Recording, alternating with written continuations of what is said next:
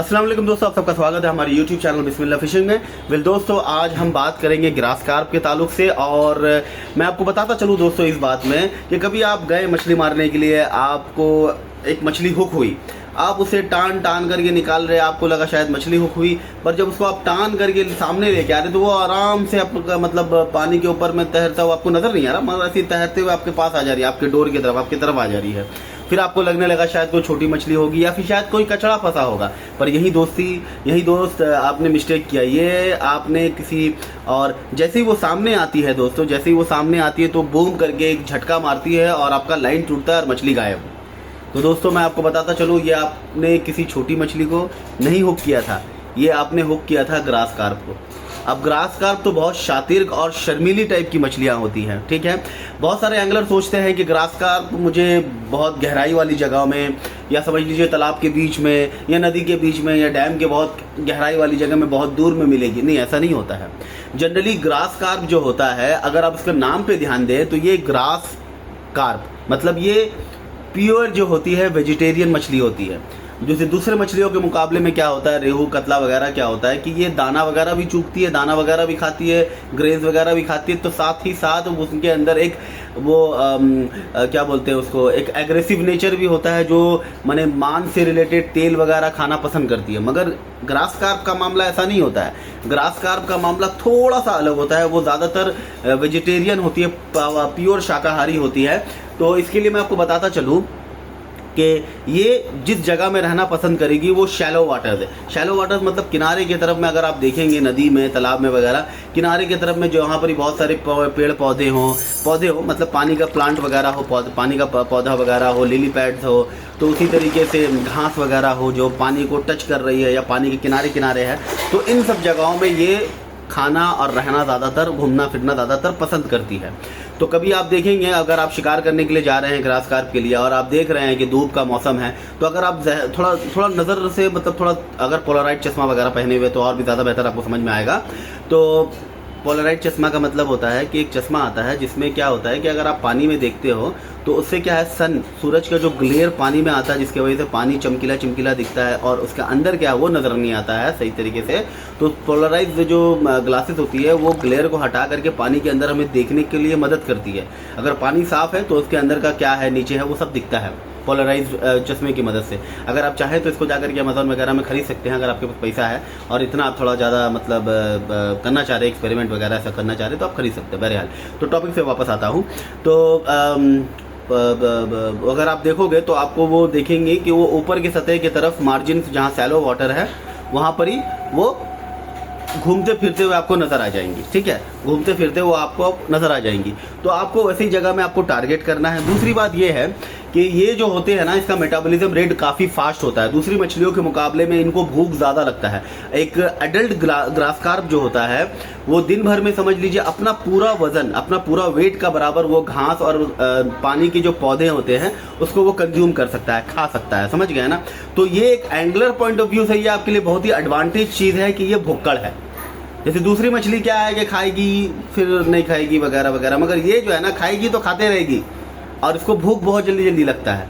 तो इसके लिए आपको बहुत ज़्यादा सब्र नहीं करना पड़ेगा। अगर आपका टैक्टिक्स, आपका पैटर्न वगैरह और आप जिस तरीके से खेल रहे हैं, हर चीज़ का नॉलेज है आपके पास, सही मसाला है, तो ज़्यादा वेट नहीं करना पड़ता इन चीज़ों के लिए, ठीक है, ग्रास कार्प के लिए अगर आप उसको टारगेट कर रहे हैं तो। दूसरा जो उसका अगर बनावट देखिएगा ना साइंटिफिकली, अगर उसका जो अतड़ियों का मामला है वो छोटी है बहुत, तो मतलब जो खाती है और फटाक से बाहर हो जाता है, मतलब ज़्यादा देर तक उसका पेट में खाना नहीं रहता है, और यही एक बड़ी रीज़न है जिसके वजह से इनको बार बार भूख लगता है, समझ गए। अब आते हैं इनका मसाला के लिए। जहाँ पर आप चराई कीजिएगा तो वहाँ पर तो पहली बात तो आपको हेवी चराई करना पड़ेगा, क्योंकि जब आपका चराई करेंगे ना तो वहाँ पर ग्रास कार्प आती है और खाना खत्म हो जाने से फिर वहाँ पर से चले जाती है। तो वहाँ पर ही आपको हेवी चराई करना पड़ेगा या फिर कुछ ऐसा मसाला का चराई करना पड़ेगा जो अपने आप में बहुत दमदार होता है, जैसे कि हमारा दोधार मसाला, जिसके बारे में मैंने बहुत बार बोल चुका हूँ मैं कि ये तमाम तरह की मछलियों को अट्रैक्ट करता है, क्योंकि इसमें तकरीबन 35 से 40 किस्म की जड़ी बूटी डलती है, जिसमें एकांगी, गौड़बोज, ये वो हावी जबी बहुत सारी है, बाल जड़ वगैरह बहुत सारा जड़ी बूटी है। अब हर जड़ी बूटी का अपना अपना एक एसेंस ऑयल होता है जो अपना अपना काम करता है, समझ गए ना। इसको छोड़ करके 35 से 40 किस्म का रसोई का सामान इसमें डला हुआ है, जैसे कि आपका गुड़ हुआ, तो राइस वाइन ऑयल हुआ, नारियल तेल हुआ, रिफाइंड तेल हुआ, इसी तरीके से बहुत सारी चीज़ें हैं। ठीक है। और महुआ भी है, मगर महुआ बहुत ही ना के बराबर का क्वांटिटी में दिया गया है इसमें। बेसिकली इसका बेस महुआ नहीं है, इसका बेस मसाला है दो धार का। तो इसमें जब जाके पानी में जब गिरती है, अपना जो एसेंस ऑयल छोड़ती है, तो दूर दूर से मछली को अट्रैक्ट करके वहाँ लाती है और वहाँ पर ही मछली रुकती भी है, ठीक है। हाँ, उसके साथ अगर और भी सामान आप दे देंगे, जैसे कि थोड़ा चखने के लिए, खाने के लिए, तो मछली उसे खा करके वहीं बैठ जाती है नशे में, समझ गए। तो उसके लिए अलग चीज़ है। अगर आपको लेने का रहेगा तो इसके ऊपर एक बड़ी मतलब तफसील से गुफ्तगू हो सकती है, जो कि मैं इस जगह में नहीं करना चाहता हूँ।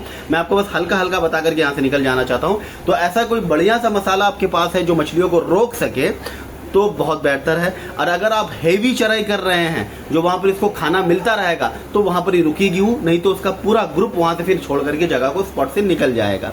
जहाँ तक बात आता है आपका हुक बेट करने का, हुक बेट बनाने का, तो उसको एक धुएदार हुक बेट चाहिए। मतलब जो पानी में जाते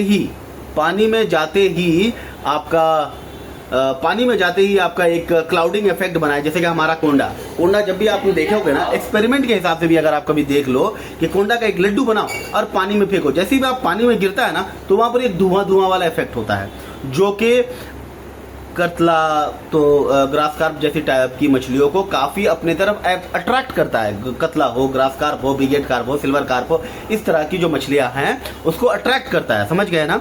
और अगर ग्रास कार्प ऊंची लेयर में भी है, जैसे कि ये बॉटम फीडर है, ठीक है, मतलब ऊपर का लेयर से थोड़ा नीचे मिडल के तरह तकरीबन उस जगह में ये घूमती फिरती रहती है, तो वहां से उसको खींच करके नीचे की तरफ बैठाएगा। इसमें दो फैक्टर है। एक तो आपका मसाला सही होना चाहिए चराई, जैसे कि दो धार मसाला हो, या महुआ विद स्टार एनएस हो, या फिर समझ लीजिए आपका स्पेशल टीपी पोचा हो हमारा, या फिर समझ लीजिए महुआ मसाला वगैरह हो। इसका अगर आप हिसाब से चराई कीजिएगा ना, तो वो खींच करके उसको नीचे की तरफ लेके आएगी। अब जब नीचे की तरफ आएगी, जब आपका हुक बेट वहाँ पर गिरा रहेगा, तो एक क्लाउडिंग इफेक्ट वहाँ करेगा, जो कि मछलियों को टान करके अपनी तरफ लेके आएगा। और प्लस जाकर के आपको कोंडा वगैरह बनाना है, प्लस जाके इसको पसंद है आपका जाकर के टमाटर के टुकड़े लगा सकते हैं आप, तो फिर जाकर के वहाँ पर ही पानी के जो पौधे होते हैं आपको आराम से बहुत सारा मिल जाएगा। अगर आप एक्वेरियम से वगैरह की दुकान में जाकर देखेंगे ना, या फिर समझ लीजिए नदी के किनारे जो पानी के अंदर जो पौधे हैं, जहाँ पर आपने कई बार देखा है कि जैसे आप उस तरफ से गुजरे हैं तो वहाँ पर किनारे की तरफ कुछ मछलियाँ वगैरह थी, जैसे आपकी आहट सुनी तो फटक से भागी, तो वो सब पौधा जो है मछली खाती है, ग्रास कार्प खाते हैं। तो उनको भी आप उसको मैंने एक थोड़ा सा गुच्छा बना करके उसमें डाल सकते हैं। तो उसी तरीके से आप धनिया पत्ता का सेवन कर सकते हैं। धनिया पत्ता भी मछली को बहुत पसंद है, ग्रास कार्प को।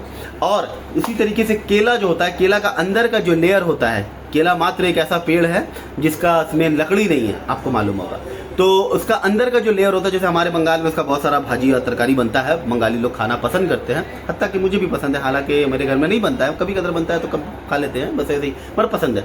तो वो केला का जो अंदर का जो चीज़ है ना, व्हाइट कलर का होगा। अगर मुझे इंटरनेट पर फोटो मिलेगी ना, तो मैं आपको दिखा दूंगा। मुझे मालूम है 90% लोगों को समझ में नहीं आता होगा कि मैं क्या बता रहा हूँ, तो मैं इसकी फोटो दे दूंगा आपको, देखोगे तो आपको शायद समझ में आने लगेगा।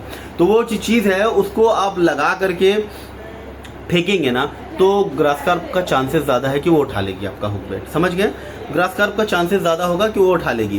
तो उसी तरीके से आपका जाकर के स्ट्रॉबेरी एसेंस या फिर पाइनएप्पल एसेंस आपके हुक बेट में अगर रहे, तो वो भी बहुत अट्रैक्ट करता है इनको, क्योंकि इनको जो है ना, ग्रास कार्प जो है ये मीठा खाना पसंद करती है, प्लस जाके फर्मेंटेड खाना पसंद करती है, प्लस जाकर के अगर जो भात होता है ना, भात को अगर वो आप सड़ा दो, थोड़ा वो मतलब फर्मेंट हो जाए, जैसे कि 2-4 दिन 6 दिन का बासी भात हो, फर्मेंट होने लगे, जिसको हम लोग यहाँ पर ही पांता कहते हैं हमारी ज़बान में, तो वो खाते भी हम लोग, मैं भी खुद खाना पसंद करता हूँ। तो पांता जो फर्मेंटेड राइस होते हैं ना, उसको अगर आप उसमें मतलब इस्तेमाल करें तो ये उसको पागल बना देती है और वो अट्रैक्ट होकर काफ़ी तेज़ी से आती है यहाँ पर ही। तो इन सब चीज़ों को थोड़ा ध्यान दीजिएगा। दूसरी बहुत इंपॉर्टेंट चीज़ है, जैसे ही आपने हुक किया, ठीक है, हुक किया तो आप उसको जब खिलाएंगे तो ये एकदम, इसको तो पहला बात तो आपको हंसी आएगा, इसको समझ ही में नहीं आता कि ये हुक हो चुकी है। और जैसे से अपना आप अपने तरफ टानते हो, ये सीधा शरीफ बाल बच्चा का तरह आपके तरफ आ जाती है, ठीक है, अपना तरफ आपके तरफ आ जाती है। आपको समझ में भी नहीं आता कि यार मच्छी हुक हुआ या नहीं हुआ, पता नहीं। तो ये जब सामने आती है ना, तो इसको तब तक रियलाइज नहीं होता है कि इसका मुंह में कांटा लग गया है, ठीक है। पर जैसे ही वो किनारे की तरफ आती है, आपका लैंडिंग नेट देख लेती है या टच कर लेती है या आपको देख लेती है, तो ये फिर अपनी ज़िंदगी बचाने के लिए अपना लास्ट 100% जोर एनर्जी लगाती है और अपना ऊर्जा खर्चा करती है और बहुत तेज़ी से भागती है। इस वक्त में बहुत सारे एंगलर जो गलती करते हैं कि अपना ड्रैग को टाइट करके रखते हैं। ये कायदा और कानून नहीं है, क्योंकि देखो हर जानवर को अपना जान बचाने का बहुत ये रहता है, अपना जान का बहुत ये रहता है, वो बहुत घबराती है। और इंसान भी रहेगा ना, इंसान जहाँ पर आपको लगेगा कि आप मरने वाले हो, आप शिकार हो जाओगे या कोई आपको मार देगा, तो अपना आप जी जान लगा देते हो अपने आप को बचाने के लिए। तो ऐसे ही कुछ वो कार्प मछली भी करती है, तो वो ग्रास कार्प भी करती है। तो वो अपना सडन पानी के ऊपर उछल करके वो भागने का कोशिश करती है। इस जगह में अगर आपका ड्रैग टाइट होगा ना, तो आपका रॉड टूट सकता है, आपका लाइन टूट सकता है, और आपका अच्छा से अच्छा सेटअप का वाट लगा सकता है। ये ग्रास कार्प ख़त्म कर सकता है, समझ लीजिए आप। और मैं आपको एक बात और बताता चलूँ, दूसरी मछली अपने जो स्मेल्स पे डिपेंड करती है ना, माने सूंघने की शक्ति पे, जिसको ओल्ड फैक्ट्री से पहले मैंने आपको समझाया है। ग्रास कार्प ऐसी नहीं है। ग्रास कार्प का मामला क्या है दोस्तों, कि ये देख के खाती है। पानी के सतह में जो पौधा वगैरह, घास वगैरह फंस रहा है, ये कीड़े वगैरह फंस रहे हैं, तो इसको कभी कदर, कीड़ों को तो कभी कदर खा लेती, जनरली ये घास वगैरह को देख के खाती है। बात समझ गए, देख के खाती है। तो अपना नज़र इसका काफ़ी तेज़ है दूसरी मछलियों के मुकाबले में। और जब आप मछली सामने किनारे करें तो अपना ड्रैग को लूज रखें, ताकि वो जो अचानक से भागे ना, तो वो प्रेशर आपके रॉड पे नहीं पड़े, आपके लाइन पे नहीं पड़े, आपका मशीन उस प्रेशर को झेले। मशीन मतलब स्पिनिंग रील या जो भी आप इस्तेमाल कर रहे हैं, उस चीज़ को एक स्पिनिंग रील झेले। तो इन सब छोटी छोटी चीज़ों को अगर आप मद्देनज़र रख करके मछली मारने की कोशिश करेंगे ना, तो आपको इसका अच्छा आउटपुट मिलेगा। समझ गए। तो अगली बार जब भी आप जाइए मछली मारने के लिए, अगर आप ग्रास कार्प को टारगेट कर रहे हैं, तो आप इन चीज़ों को, जो चीज़ मैंने कहा, इसको थोड़ा नज़र रखिएगा। और अगर आपको ग्रास कार्प का हुक बेट के बारे में जानना है तो ज़रूर कमेंट कीजिए। कमेंट अगर कम से कम, अगर मेजॉरिटी लोग कमेंट करेंगे, तो मैं नेक्स्ट वीडियो जो लाऊंगा ग्रास कार्प का एक धांसू हुक बेट के ताल्लुक से नेक्स्ट वीडियो लेके आऊँगा, ताकि आप उसको बना करके इस्तेमाल कर सकें। आज के लिए दोस्तों बस इतना ही। फिर मिलते हैं कोई नया ऐसे ही ज्ञान बुद्धि वाले टॉपिक्स पे बात करेंगे, मछलियों के टॉपिक्स पे बात करेंगे। तब तक के लिए अस्सलाम वालेकुम, जज़ाकल्लाह खैर, टाइट लाइन दोस्तों।